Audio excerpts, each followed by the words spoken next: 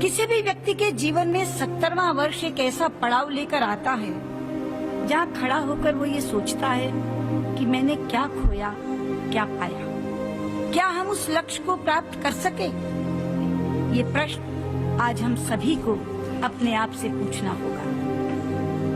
और जब मैं ये प्रश्न अपने आप से पूछती हूँ तो कुछ प्रश्नों का उत्तर हाँ में मिलता है, कुछ का ना में।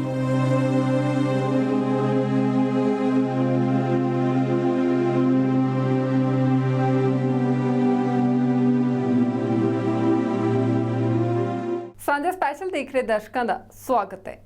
ਹਿੰਦੁਸਤਾਨ ਦੀ ਸਿਆਸਤ ਦਾ ਦਿੱਗਜ ਚਿਹਰਾ ਸੁਸ਼ਮਾ ਸਵਰਾਜ ਇਸ ਫਾਨੀ ਸੰਸਾਰ ਨੂੰ ਸਦਾ ਲਈ ਅਲਵਿਦਾ ਕਹਿ ਗਏ ਨੇ। ਲੋਕਾਂ ਦੇ ਕੰਮਾਂ ਨੂੰ ਤਰਜੀਹ ਦੇਣ ਵਾਲੇ ਤੇ ਮਿਲਨਸਾਰ ਸੁਭਾਅ ਦੇ ਨੇਤਾ ਸਨ ਸੁਸ਼ਮਾ ਸਵਰਾਜ। ਇਸੇ ਕਰਕੇ ਉਹਨਾਂ ਦੇ ਜਾਣ ਮਗਰੋਂ ਹਰ ਅੱਖ ਨਮ ਹੈ। ਦਿਖਾਉਂਦੇ ਆ ਜਿੱਥੇ ਬੀਤਿਆ ਸੁਸ਼ਮਾ ਸਵਰਾਜ ਦਾ ਬਚਪਨ ਤੇ ਜਿਹਨਾਂ ਗਲੀਆਂ 'ਚ ਖੇਡ ਕੇ ਉਹ ਜਵਾਨ ਹੋਏ।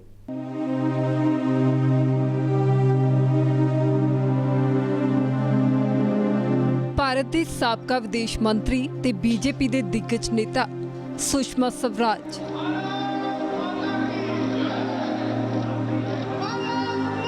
ਮੰਗਲਵਾਰ ਦੀ ਰਾਤ ਇਸ ਫਾਨੀ ਸੰਸਾਰ ਨੂੰ ਅਲਵਿਦਾ ਕਹਿ ਗਏ। ਲੋਕਾਂ ਦੇ ਕੰਮ ਨੂੰ ਤਰਜੀਹ ਦੇਣ ਵਾਲੀ ਤੇ ਮਿਲਨਸਾਰ ਸੁਭਾਅ ਦੀ ਨੇਤਾ ਸੁਸ਼ਮਾ ਸਵਰਾਜ ਦੇ ਜਾਣ ਤੇ ਹਰ ਅੱਖ ਨਮ ਹੈ। हिंदुस्तान की सियासत जो एक वड्डा चेहरा सदा लई अलोप हो गया। जिन्हां गलियां 'च सुषमा स्वराज दा बचपन बीत्या उत्थे भी अज मातम छाया होया है।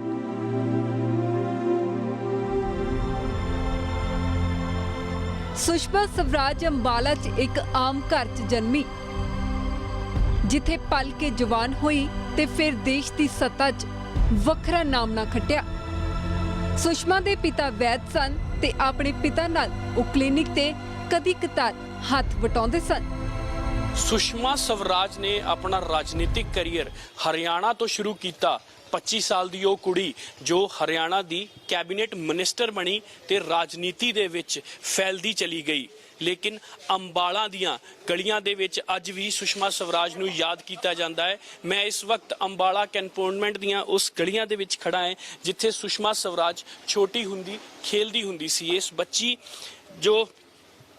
हुंदी सी इन्हां गलियां दे विच एक घर सुषमा स्वराज दा पुराना घर है जिथे अज भी इसके परिवारिक मैंबर रहिंदे है।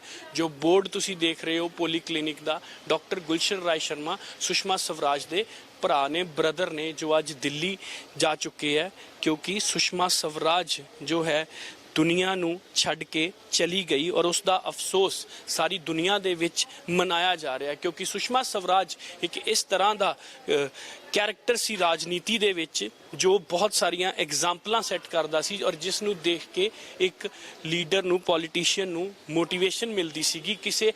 किसी राजनीतिक या वड्डे घराने की कुड़ी नहीं सी, एक छोटे परिवार तो उठी हुई सियासी नेता जो पहला हरियाणा की कैबिनेट मिनिस्टर ते फिर दिल्ली की मुख्यमंत्री और आखिर दे विच जो सुषमा स्वराज भारत की विदेश मंत्री सीगी जिसने वड्डे वड्डे फैसले लए इस देश दे लई।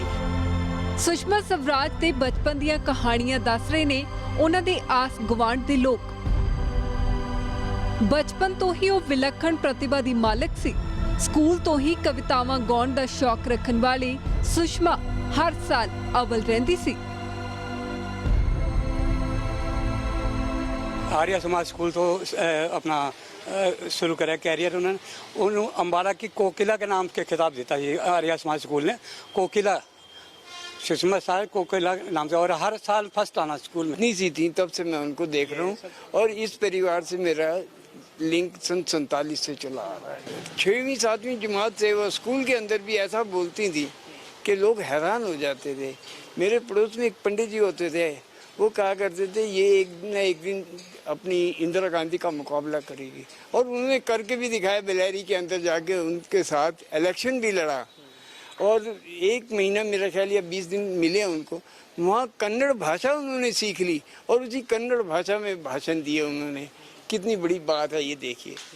और मैं तो जी उनको कभी भुला नहीं सकता, जिंदगी में नहीं भुला सकता, मरते दम तक नहीं भुला सकता। मैं कहता हूँ हिंदुस्तान का तो नाम रोशन किया है सो किया है, इस छोटे से बाजार का जिसकी कोई वक़्त नहीं है, इसका नाम इतना रोशन करा है कि जिसको देख करके हम सुनकर हमारा हृदय जो है बहुत बाग बाग हो जाता है। ਸੁਸ਼ਮਾ ਸਵਰਾਜ ਕਿਸੇ ਰਾਜਨੀਤਿਕ ਪਰਿਵਾਰ ਚੋਂ ਨਹੀਂ ਸੀ। ਸੁਸ਼ਮਾ ਸਵਰਾਜ ਕਿਸੇ ਵੱਡੇ ਘਰਾਣੇ ਚੋਂ ਨਹੀਂ ਸੀ। ਸੁਸ਼ਮਾ ਸਵਰਾਜ ਇੱਕ ਆਮ ਘਰ ਦੀ ਕੁੜੀ ਸੀ ਜਿਸ ਦੇ ਪਿਤਾ ਇੱਕ ਆਯੁਰਵੈਦਿਕ ਡਾਕਟਰ ਸੀਗੇ, ਜਿਸ ਦੇ ਭਰਾ ਹੁਣ ਵੀ ਆਯੁਰਵੈਦਿਕ ਡਾਕਟਰ ਨੇ, ਕਲੀਨਿਕ ਚਲਾਉਂਦੇ ਨੇ। ਇੱਥੇ ਹੀ ਇਸ ਦੇ ਪਿਤਾ ਬੈਠਦੇ ਸੀ ਸੁਸ਼ਮਾ ਸਵਰਾਜ ਦੇ, ਔਰ ਇਸੇ ਤਰ੍ਹਾਂ ਦਵਾਈਆਂ ਦਿੰਦੇ ਸੀ। ਜਿਨ੍ਹਾਂ ਲੋਕਾਂ ਨੂੰ ਦਵਾਈਆਂ ਦਿੱਤੀਆਂ ਉਹ ਇਹਨਾਂ ਹੀ ਇਲਾਕੇ ਦੇ ਵਸਨੀਕ ਸੀਗੇ ਜਿਨ੍ਹਾਂ ਨੂੰ ਡਾਕਟਰ ਦੇ ਤੌਰ ਤੇ ਯਾਦ ਕੀਤਾ ਜਾਂਦਾ ਸੀ। ਔਰ ਸੁਸ਼ਮਾ ਸਵਰਾਜ ਦੇ ਹੱਥ 'ਚ ਵੀ ਦੇਸੀ ਦਵਾਈ ਦੇਣ ਦੀ ਕਲਾ ਸੀਗੀ। ਸੋ ਇਹ ਸੁਸ਼ਮਾ ਸਵਰਾਜ ਦਾ ਬੈਕਗ੍ਰਾਉਂਡ ਸੀਗਾ। ਇੱਥੋਂ ਉੱਠ ਕੇ ਰਾਜਨੀਤੀ ਦੇ ਵੱਡੀਆਂ ਵੱਡੀਆਂ ਉਪਲਬਧੀਆਂ ਛੂਈਆਂ, ਵੱਡੀਆਂ ਵੱਡੀਆਂ ਕੁਰਸੀਆਂ ਤੇ ਪਹੁੰਚੀ, ਔਰ ਅੱਜ ਦੁਨੀਆ ਭਰ ਦੇ ਵਿੱਚ ਸੁਸ਼ਮਾ ਸਵਰਾਜ ਨੂੰ ਯਾਦ ਕੀਤਾ ਜਾ ਰਿਹਾ ਹੈ। ਸੋ ਅੰਬਾਲੇ 'ਚ ਬੀਤਿਆ ਸੁਸ਼ਮਾ ਸਵਰਾਜ ਦਾ ਬਚਪਨ ਤੇ ਉਹਨਾਂ ਦੇ ਆਂਢ ਗੁਆਂਢ ਦੇ ਲੋਕ ਅੱਜ ਉਹਨਾਂ ਦੇ ਦੇਹਾਂਤ ਤੋਂ ਮਗਰੋਂ ਉਹਨਾਂ ਨੂੰ ਯਾਦ ਕਰ ਰਹੇ ਨੇ। ਫਿਲਹਾਲ ਰੁਕਦੇ ਇੱਕ ਛੋਟੀ ਜਿਹੀ ਬ੍ਰੇਕ ਦੇ ਲਈ। ਬ੍ਰੇਕ ਦੇ ਉਸ ਪਾਰ ਦਿਖਾਵਾਂਗੇ ਸੁਸ਼ਮਾ ਸਵਰਾਜ ਦਾ ਉਹ ਕਾਲਜ ਜਿੱਥੇ ਉਹਨਾਂ ਨੇ ਵੱਡੇ ਵੱਡੇ ਸਨਮਾਨ ਹਾਸਲ ਕੀਤੇ।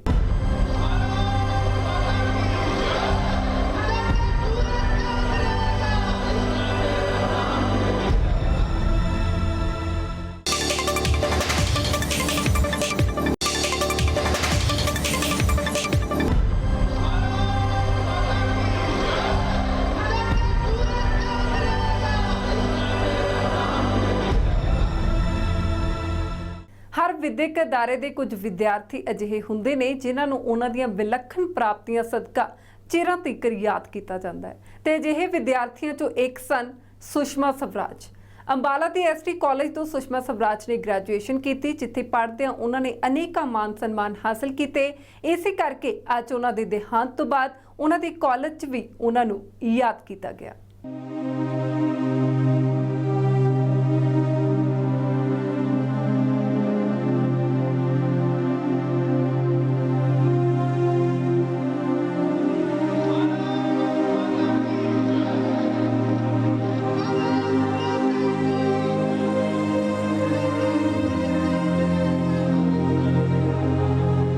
ਸੁਸ਼ਮਾ ਸਵਰਾਜ ਨੇ ਅੰਬਾਲਾ ਦੇ ਸਕੂਲ ਤੋਂ 10ਵੀਂ ਤੱਕ ਦੀ ਪੜ੍ਹਾਈ ਕੀਤੀ ਤੇ ਫਿਰ ਉੱਥੋਂ ਦੇ ਹੀ ਐਸਟੀ ਕਾਲਜ ਤੋਂ ਗ੍ਰੈਜੂਏਸ਼ਨ ਤੱਕ ਦੀ ਵਿੱਦਿਆ ਹਾਸਲ ਕੀਤੀ। ਹਰ ਵਿਦਿਅਕ ਅਦਾਰੇ ਦੇ ਕੁਝ ਵਿਦਿਆਰਥੀ ਆਪਣੀ ਅਜਿਹੀ ਛਾਪ ਛੱਡ ਕੇ ਜਾਂਦੇ ਨੇ ਕਿ ਉਹਨਾਂ ਦੇ ਜਾਣ ਮਗਰੋਂ ਵੀ ਜਦ ਉਹਨਾਂ ਨੂੰ ਕੋਈ ਯਾਦ ਕਰਦਾ ਹੈ ਤਾਂ ਸਿਰ ਮਾਣ ਨਾਲ ਉੱਚਾ ਹੋ ਜਾਂਦਾ ਹੈ। ਅਜਿਹੇ ਵਿਦਿਆਰਥੀਆਂ ਚੋਂ ਇੱਕ ਸਨ ਸੁਸ਼ਮਾ ਸਵਰਾਜ। ਸਨ 1966 ਦੇ ਵਿੱਚ ਸੁਸ਼ਮਾ ਸਵਰਾਜ ਨੇ ਸਨਾਤਨ ਧਰਮ ਕਾਲਜ ਤੋਂ ਆਪਣੀ ਗ੍ਰੈਜੂਏਸ਼ਨ ਦੀ ਪ੍ਰੀਖਿਆ ਵਿੱਚ ਐਡਮਿਸ਼ਨ ਲਿਆ। ਇਹਨਾਂ ਦੀਆਂ ਕਲਾਸਾਂ ਦੇ ਵਿੱਚ ਅੱਜ ਵੀ ਸੁਸ਼ਮਾ ਸਵਰਾਜ ਦਾ ਨਾਮ ਗੂੰਜਦਾ ਹੈ ਕਿਉਂਕਿ ਸੁਸ਼ਮਾ ਸਵਰਾਜ ਇੱਕ ਓਰੇਟਰ ਦੇ ਤੌਰ ਤੇ ਜਾਣੀ ਜਾਂਦੀ ਸੀ। ਇਸ ਕਾਲਜ ਦੇ ਵਿੱਚ ਅਸੀਂ ਮੌਜੂਦ ਹਾਂ ਜੋ ਕਿ ਐਸਟੈਬਲਿਸ਼ ਹੋਇਆ 1916 ਦੇ ਵਿੱਚ, ਔਰ 1966 ਦੇ ਵਿੱਚ ਸੁਸ਼ਮਾ ਸਵਰਾਜ ਇੱਥੇ ਪਹੁੰਚੀ ਪੜ੍ਹਨ ਲਈ।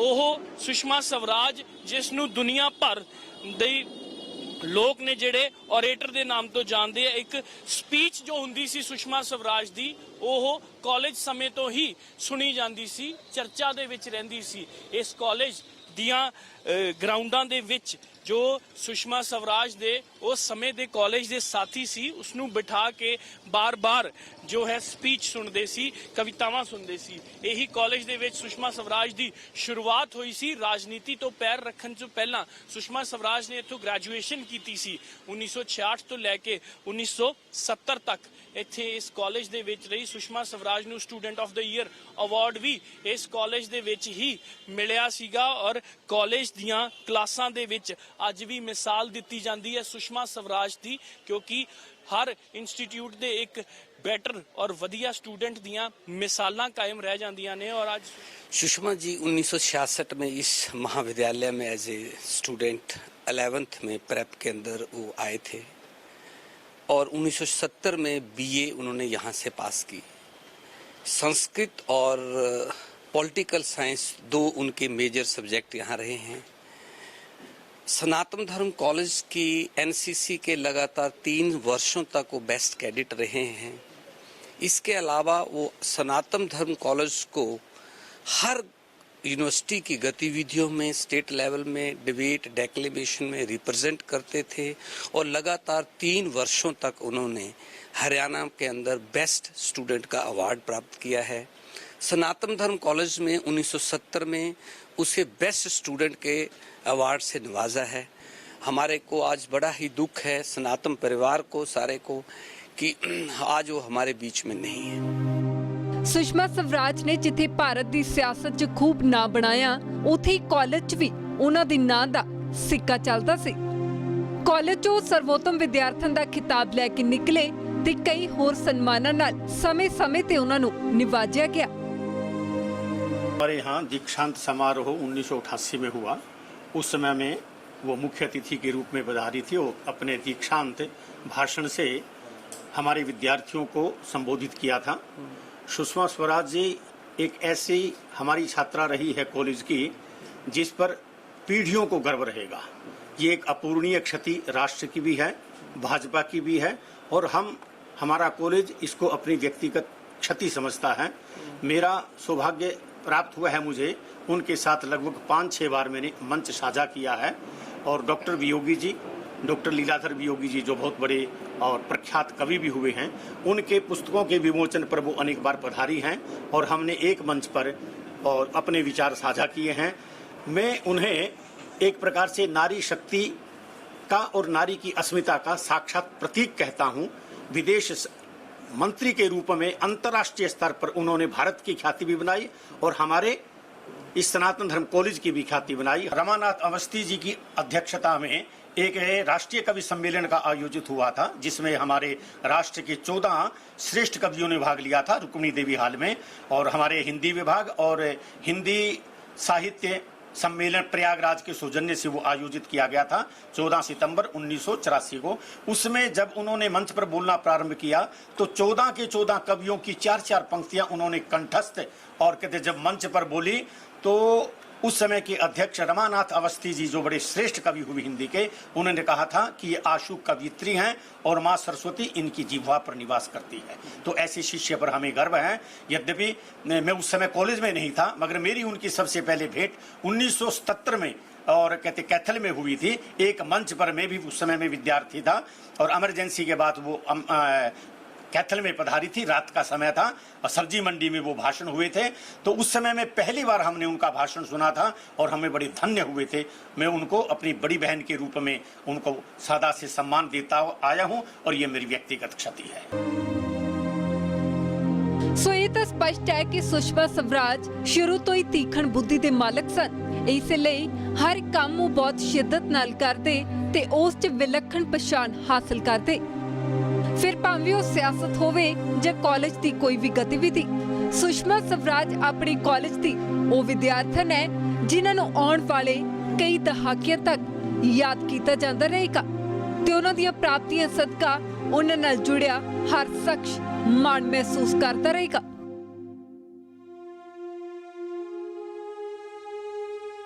ਕਹਿੰਦੇ ਨੇ ਕਿਸੇ ਦੀ ਕਾਮਯਾਬੀ ਪਿੱਛੇ ਕਿਸੇ ਨਾ ਕਿਸੇ ਦਾ ਹੱਥ ਜ਼ਰੂਰ ਹੁੰਦਾ ਹੈ ਤੇ ਸੁਸ਼ਮਾ ਸਵਰਾਜ ਭਾਸ਼ਣ ਕਲਾ 'ਚ ਕਾਫੀ ਨਿਪੁੰਨ ਸਨ।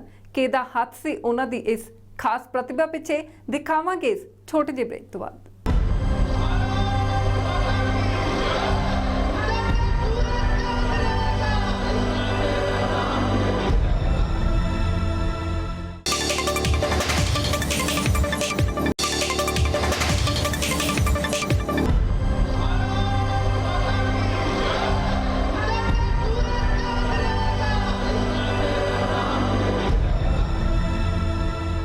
ਸੁਸ਼ਮਾ ਸਵਰਾਜ ਨੇ ਜਿੱਥੇ ਸਿਆਸਤ ਦੇ ਵਿੱਚ ਵੱਡਾ ਨਾਂ ਕਮਾਇਆ, ਉੱਥੇ ਹੀ ਉਹਨਾਂ ਦੇ ਵਿੱਚ ਇੱਕ ਹੋਰ ਖੂਬੀ ਸੀ ਭਾਸ਼ਣ ਕਲਾ।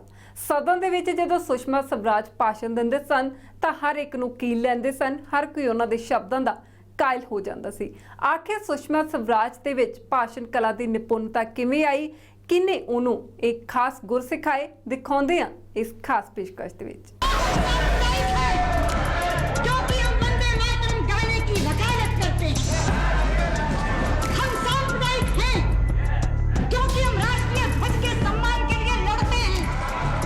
ਸਾਬਕਾ ਵਿਦੇਸ਼ ਮੰਤਰੀ ਤੇ ਦਿੱਗਜ ਸਿਆਸਤਦਾਨ ਸੁਸ਼ਮਾ ਸਵਰਾਜ ਆਪਣੀ ਦਮਦਾਰ ਭਾਸ਼ਣ ਸ਼ੈਲੀ ਕਾਰਨ ਵੀ ਜਾਣੇ ਜਾਂਦੇ ਨੇ।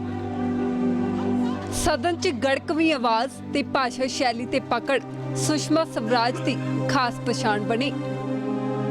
ਸੁਸ਼ਮਾ ਸਵਰਾਜ ਨੇ ਛੋਟੀ ਉਮਰੇ ਹੀ ਸਿਆਸਤ 'ਚ ਚੰਗੀਆਂ ਪ੍ਰਾਪਤੀਆਂ ਕਰ ਲਈਆਂ ਸਨ ਤੇ ਸਿਆਸਤ 'ਚ ਰਹਿੰਦਿਆਂ ਉਹਨਾਂ ਦੀ ਬਾਕਮਾਲ ਭਾਸ਼ਣ ਸ਼ੈਲੀ ਉਹਨਾਂ ਦੀ ਤਾਕਤ ਬਣੀ। ਸੁਸ਼ਮਾ ਸਵਰਾਜ ਦੀ ਭਾਸ਼ਣ ਕਲਾ 'ਚ ਨਿਪੁੰਨਤਾ ਪਿੱਛੇ ਜਿੱਥੇ ਉਹਨਾਂ ਦੀ ਰੁਚੀ ਸੀ ਉੱਥੇ ਹੀ ਖਾਸ ਸਿਖਲਾਈ ਵੀ ਸੀ।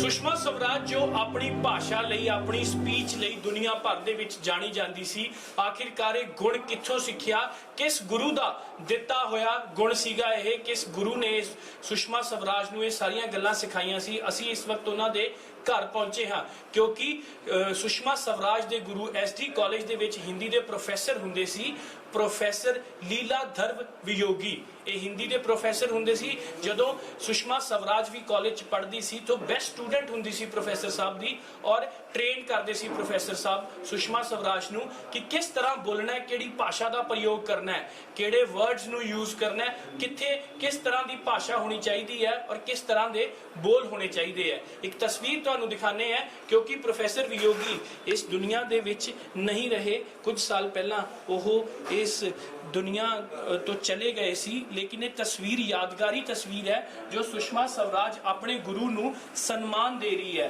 ਕਿਉਂਕਿ ਸੁਸ਼ਮਾ ਸਵਰਾਜ ਉਸ ਸਮੇਂ ਇੱਕ ਵੱਡਾ ਸਿਆਸੀ ਚਿਹਰਾ ਬਣ ਚੁੱਕਿਆ ਸੀ ਜਿਸ ਸਮੇਂ ਇਹ ਸਨਮਾਨ ਦਿੱਤਾ ਜਾ ਰਿਹਾ ਸੀ। ਪ੍ਰੋਫੈਸਰ ਸਾਹਿਬ ਰਿਟਾਇਰ ਹੋ ਚੁੱਕੇ ਸੀਗੇ ਪ੍ਰੋਫੈਸਰ ਤੋਂ। ਇਹ ਇੱਕ ਸਿੰਬੋਲਿਕ ਤਸਵੀਰ ਹੈ ਜੋ ਗੁਰੂ ਦਾ ਜਿਹੜਾ ਚੇਲਾ ਹੈ ਉਹ ਕਿੱਥੇ ਪਹੁੰਚ ਗਿਆ, ਜਿਹੜਾ ਸਨਮਾਨ ਵਾਪਸ ਤੋਂ ਗੁਰੂ ਨੂੰ ਦੇ ਰਿਹਾ ਹੈ। ਮੇਰੇ ਨਾਲ ਉਹਨਾਂ ਦੀ ਧਰਮ ਪਤਨੀ ਮੌਜੂਦ ਨੇ ਇੱਥੇ, ਉਹਨਾਂ ਨਾਲ ਗੱਲਬਾਤ ਕਰਦੇ ਹਾਂ ਕਿਉਂਕਿ ਬਹੁਤ ਸਾਰੀਆਂ ਇਹੋ ਜਿਹੀਆਂ ਯਾਦਾਂ ਨੇ ਸੁਸ਼ਮਾ ਸਵਰਾਜ ਦੀਆਂ ਜਿਹੜੀਆਂ ਇਹਨਾਂ ਦੇ ਦਿਲ 'ਚ ਵਸੀਆਂ ਹੋਈਆਂ ਨੇ। प्रोफेसर साहब तो नहीं रहे, सुषमा स्वराज उनकी बेस्ट स्टूडेंट थी।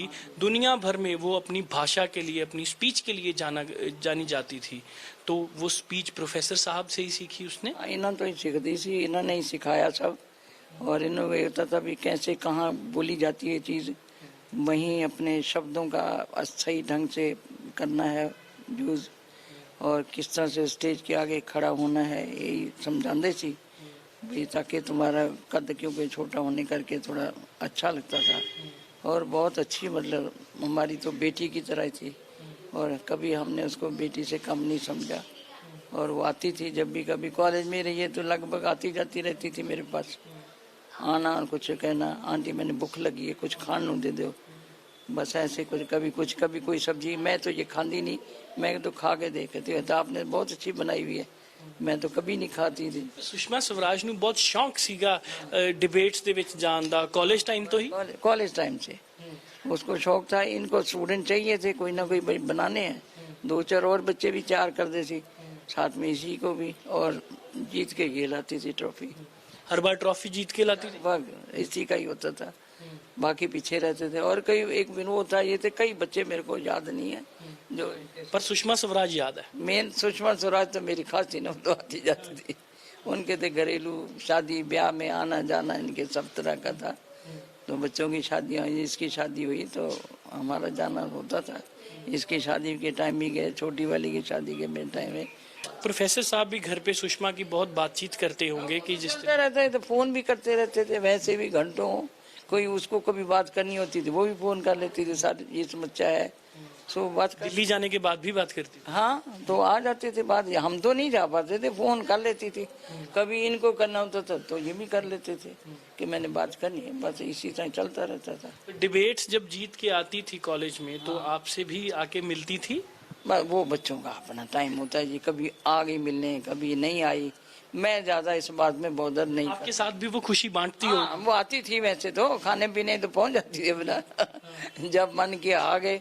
तो बस वो 2 साल है, उसके बाद चंडीगढ़ पढ़ने चली गई। तो फिर बच्चों का तो फिर वही टाइम होता है, कभी आ गई कभी फिर शादी हो गई, फिर आना जाना, बच्चे हो गए, फिर पारिवारिक, बस पारिवारिक टाइम में मिल लेते थे कभी कभी। ਸੁਸ਼ਮਾ ਸਵਰਾਜ ਦਾ ਆਪਣੇ ਅਧਿਆਪਕਾਂ ਨਾਲ ਖਾਸ ਕਿਸਮ ਦਾ ਲਗਾਅ ਸੀ। ਉਹਨਾਂ ਨੂੰ ਭਾਸ਼ਣ ਕਲਾ 'ਚ ਨਿਪੁੰਨ ਬਣਾਉਣ ਵਾਲੇ ਪ੍ਰੋਫੈਸਰ ਵਿਯੋਗੀ ਦੀ ਉਹ ਸਰਵੋਤਮ ਵਿਦਿਆਰਥਣ ਰਹੇ ਤੇ ਸੁਸ਼ਮਾ ਸਵਰਾਜ ਵੀ ਉਹਨਾਂ ਦਾ ਖਾਸ ਸਤਿਕਾਰ ਕਰਦੇ ਰਹੇ। मीठा खाने की शौकीन थी। मीठा खाने का तो शुरू से था, वो उसको भी था तो गुरु जी को भी था। मीठा तो हमारे घर खाने के बाद जब तक थोड़ा ना मिले कहते खाना अधूरा रह गया भाई, जब तक कुछ मीठा ना हो जाए। तो चाय मैं कुछ भी बना के रखती थी, थोड़ा सा मीठा, मेरे को खुद भी आदत है, चाहे गुड़ की टुकड़ी ले लो, खाने के बाद भाई कुछ मीठा चाहिए। तो ये एक नेचर होती है, कईयों को मीठा पसंद नहीं होता। कॉलेज में बता रहे थे कि गुलाब जामुन बहुत खाती थी। हाँ, तो कॉलेज में भी गुलाब जामुन मिलते थे कैंटीन में, और यहाँ जाती थी रास्ते में। हाँ, मेरे पास भी जब होते थे मैं भी खिलाती थी उसको, नहीं तो कुछ ना कुछ मीठा बना के खिला देना। तो बच्चों का तो इसी तो ही मतलब है। आखिरी मुलाकात कब हुई थी? आखिरी मुलाकात वही कहने 2012 के सम्मान के, अच्छी तरह मिले, 2 घंटे 2.5 घंटे वहाँ रहे हम। तो गपशप भी होगी, तो फंक्शन भी हो गया, लास्ट में इकट्ठे चाय पानी पी, बैठे भी रहे। फिर बल्कि उसकी दी थी रात यहाँ स्टे करो, मैं कहा नहीं, इनकी सेहत तब ठीक नहीं थी, 2 साल से इनकी हालत जो ज़्यादा, वो 2 साल के बाद ही डेथ हुई मतलब। तो फिर हमने कहा नहीं, रात नहीं ठहर सकते, बच्चे आए हुए हैं, दोनों गाड़ियाँ लाए हुए हैं, तो वापस आ गए थे हम। लेकिन वहाँ अच्छा उससे एंड तक पहले हमारी गाड़ी गई, हमें बैठा करके पहले गाड़ी कहते सर की जाएगी, उसके बाद मैं जाऊंगी। आज ये मेरे गेस्ट हैं, तो मैं तो होस्ट हूँ, मेरा गुरुजी मानती थी ना पूरा। पहले गाड़ी हमारी चलाई, पहले गाड़ी गुरुजी की जाएगी, उसके बाद मेरी गाड़ी जाएगी। हालांकि उसका जो ओहदा था, कहते वो ओहदा मेरा यहाँ के लिए है, गुरुजी के लिए नहीं है। गुरुजी के, आज मेरे गुरुजी का ओहदा पहले है मेरे से। ਭਾਸ਼ਣ ਕਲਾ 'ਚ ਹੋਏ ਮੁਕਾਬਲਿਆਂ 'ਚ ਟਰਾਫੀ ਤੇ ਹਰ ਵਾਰ ਕਬਜ਼ਾ ਸੁਸ਼ਮਾ ਸਵਰਾਜ ਦਾ ਹੀ ਹੁੰਦਾ ਸੀ ਤੇ ਸੁਸ਼ਮਾ ਦੇ ਨਾਂ ਤੋਂ ਹੀ ਉਹਨਾਂ ਦੇ ਗੁਰੂ ਨੂੰ ਜਾਣਿਆ ਜਾਣ ਲੱਗਾ। जब सुषमा स्वराज ट्रॉफी जीत के आती थी किसी डिबेट से, तो प्रोफेसर साहब घर में भी चर्चा करते होंगे बात की? बताते थे वो जीत के आई है, आते बताते भाई हमारी सुषमा जीत गई। मैं वो ट्रॉफी ले, कहते वो नहीं छोड़ती ट्रॉफी अपनी। इसके साथ एक स्नेह लांबा होती थी, स्नेह प्रीत लांबा, एक और कोई विनोद नाम का कोई होता था, मतलब कई जाते थे। बस वो बहुत काम कई दूसरी जगह से, मेन तो ये लाती थी तो इनकी भरी पड़ी कॉलेज के अंदर। सो इस सुषमा स्वराज दी बैकग्राउंड, जिथों सुषमा स्वराज ने हिंदी बोलनी सीखी, कौन सी ओदे गुरु सी प्रोफेसर वियोगी। वियोगी दे परिवार नाल एक यादां जुड़ियां होईयां सी, कुछ खाने दियां कुछ पीने दियां, लेकिन ट्रेनिंग ਜਿਹੜੀ ਟ੍ਰੇਨਿੰਗ ਸੀਗੀ ਉਹ ਸਾਰੀ ਸੁਸ਼ਮਾ ਸਵਰਾਜ ਦੀ ਸਪੀਚ ਦੀ, ਓਰੇਸ਼ਨ ਦੀ, ਜਿੱਥੋਂ ਓਰੇਟਰ ਕਹੀ ਗਈ ਸੁਸ਼ਮਾ ਸਵਰਾਜ ਜਦੋਂ ਸਟੇਜ ਦੇ ਉੱਤੇ ਬੋਲਦੀ ਸੀ ਤਾਂ ਸਾਰੇ ਉਹਨੂੰ ਬੈਠ ਕੇ ਸੁਣਦੇ ਸੀ। ਉਹ ਕਲਾ ਪ੍ਰੋਫੈਸਰ ਵਿਯੋਗੀ ਦੀ ਦਿੱਤੀ ਹੋਈ ਸੀ। ਪਰਿਵਾਰ ਅੱਜ ਯਾਦਾਂ ਕਰ ਰਿਹਾ ਹੈ ਕਿ ਕਿਸ ਤਰ੍ਹਾਂ ਜਿਹੜੀ ਸੁਸ਼ਮਾ ਸਵਰਾਜ ਸੀ ਇਹਨਾਂ ਨਾਲ ਬੈਠ ਕੇ ਖਾਂਦੀ ਸੀ, ਮਿੱਠੇ ਦੀ ਸ਼ੌਕੀਨ ਸੀਗੀ। ਕਾਲਜ ਸਮੇਂ ਤੋਂ ਇਹਨਾਂ ਦੇ ਘਰੇ ਆਂਦੀ ਸੀ। ਪ੍ਰੋਫੈਸਰ ਵਿਯੋਗੀ ਦੀ ਧਰਮ ਪਤਨੀ ਨੇ ਸਾਨੂੰ ਇਹ ਕਹਾਣੀਆਂ ਸੁਣਾਈਆਂ। ਸੋ ਇੱਕ ਯਾਦ ਬਣ ਕੇ ਰਹਿ ਚੁੱਕੀ ਹੈ, ਫੋਟੋ ਯਾਦ ਦੇ ਤੌਰ ਤੇ ਇਹਨਾਂ ਨੇ ਸੰਭਾਲ ਕੇ ਰੱਖੀ ਹੈ। ਤੇ ਸੁਸ਼ਮਾ ਸਵਰਾਜ ਇਸ ਘਰ ਦੇ ਵਿੱਚ ਵੀ ਆਉਂਦੀ ਸੀ। ਇਸ ਘਰ ਚੋਂ, ਇਸ ਕਾਲਜ ਤੋਂ, ਉਸ ਹਿੰਦੀ ਦੇ ਪ੍ਰੋਫੈਸਰ ਤੋਂ ਤਿਆਰ ਕੀਤੀ ਹੋਈ ਉਹ ਵਿਦਿਆਰਥਣ ਦੇਸ਼ ਭਰ, ਦੁਨੀਆ ਭਰ ਦੇ ਵਿੱਚ ਜਾਣੀ ਜਾਂਦੀ ਸੀ। ਕੈਮਰਾ ਪਰਸਨ ਗਿਰੀਸ਼ ਦੁਰਗਾਪਾਲ ਦੇ ਨਾਲ ਅਮਨਦੀਪ ਦੀਕਸ਼ਿਤ, ABP ਸਾਂਝਾ, ਅੰਬਾਲਾ ਕੈਂਟ। ਸਾਂਝਾ ਸਪੈਸ਼ਲ 'ਚ ਫਿਲਹਾਲ ਲਈ ਇੰਨਾ ਹੀ। ਮੈਨੂੰ ਦਿਓ ਇਜਾਜ਼ਤ। ਦੇਸ਼ ਦੁਨੀਆ ਤੇ ਪੰਜਾਬ ਦੀ ਹਰ ਵੱਡੀ ਖਬਰ ਦੇ ਲਈ ਤੁਸੀਂ ਦੇਖਦੇ ਰਹੋ ABP ਸਾਂਝਾ। किसी भी व्यक्ति के जीवन में 70वां वर्ष एक ऐसा पड़ाव लेकर आता है जहाँ खड़ा होकर वो ये सोचता है कि मैंने क्या खोया, क्या पाया, क्या हम उस लक्ष्य को प्राप्त कर सके। ये प्रश्न आज हम सभी को अपने आप से पूछना होगा। और जब मैं ये प्रश्न अपने आप से पूछती हूँ तो कुछ प्रश्नों का उत्तर हाँ में मिलता है, कुछ का ना मिलता है।